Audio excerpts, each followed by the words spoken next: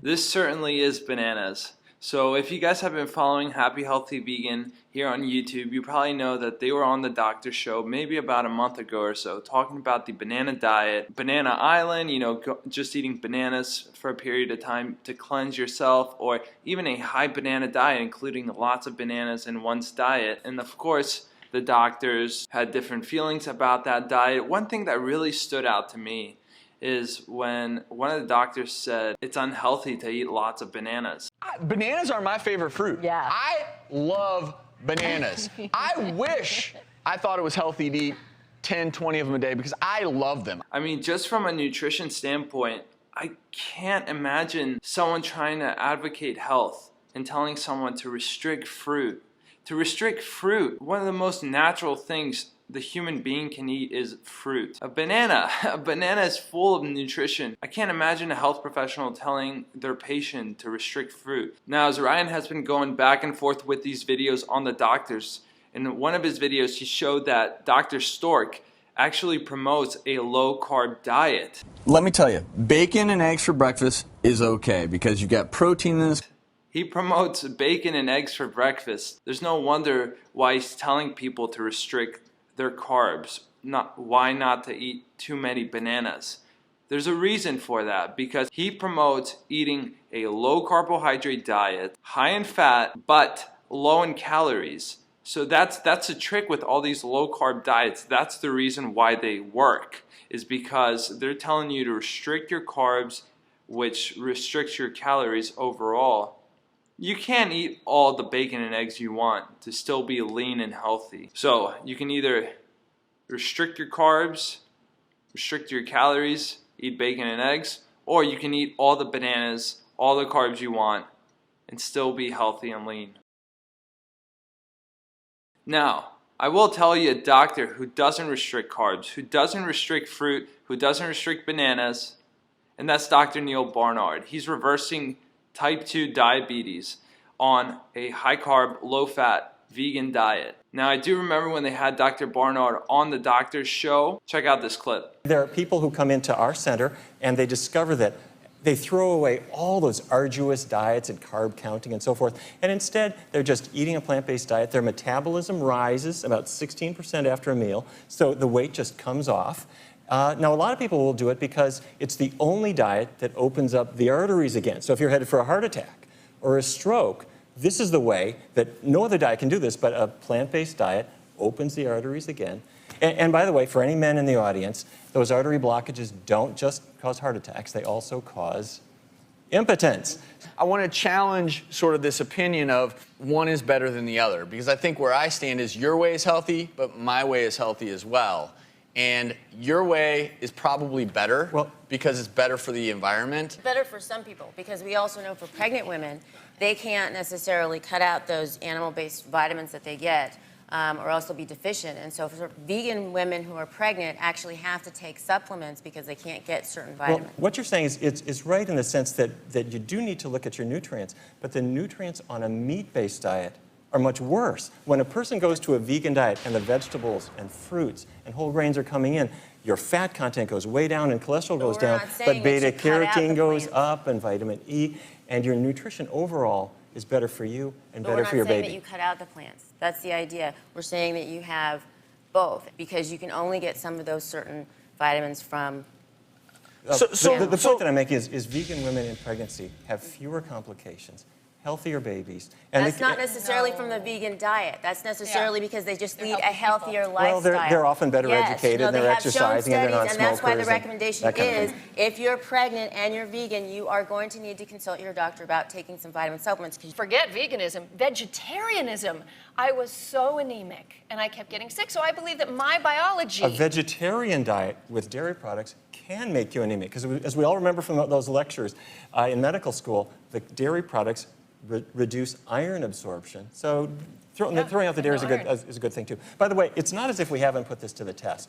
In fact, I have a chart. This is from the American Diabetes Association, the non-vegetarians, your average meat eater.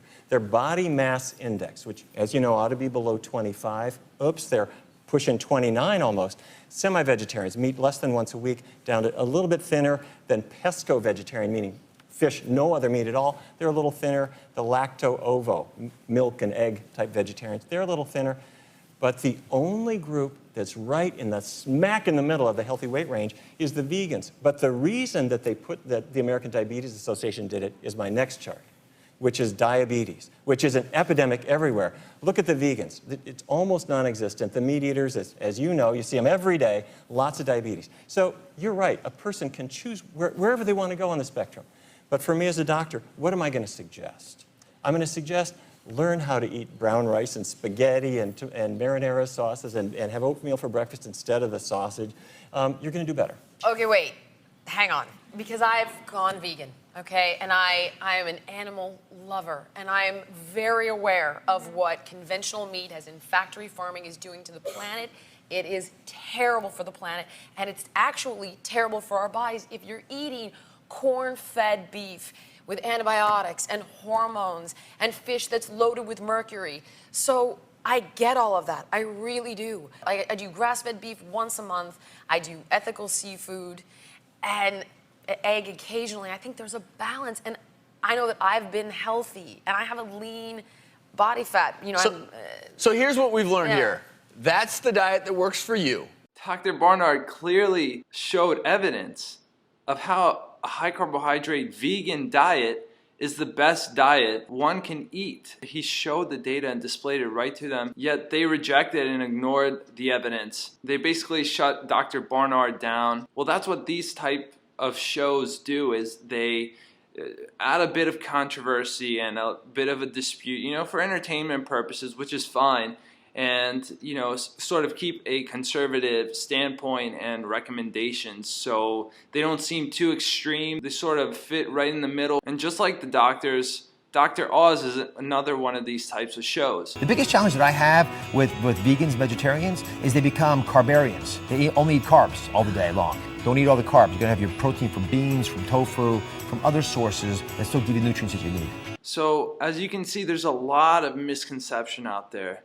I mean, just like the clip I just showed with Dr. Oz, you know, the emphasis on protein, eating, you know, lots of beans. While those foods are awesome, I highly encourage people include those types of foods. You don't have to restrict your carbs. I mean, look at another one of these doctors, Dr. John McDougall, who promotes a high starch. His patients are doing fantastic. They're thriving on a starch-based diet. So a lot of misconception exists out there, and it's not just in the entertainment business with these doctor type of shows, nor is it just in the medical industry. I mean, we all know that doctors in medical school don't get much education on nutrition. Just in my first semester of dietetic school, I got more training on nutrition than a doctor would in all of their years in medical school.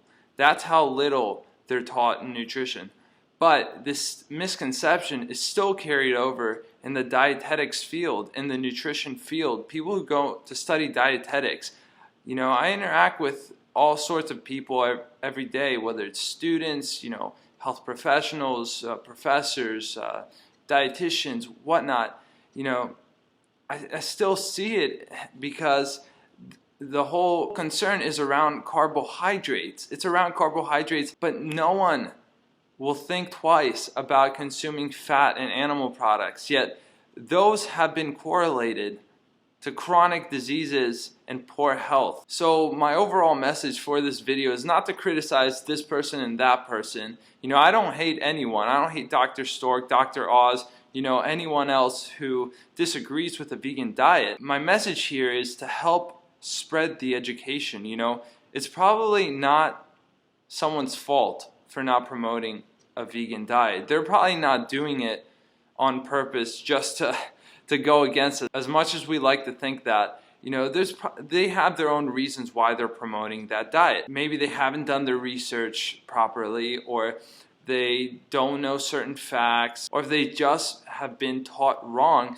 This is our duty, us who realize what the truth is, to spread it, to help educate others, because it's not about who's right, but it's about what is right. I mean, just read the paper published by the Academy of Nutrition and Dietetics, the biggest authority in nutrition that exists.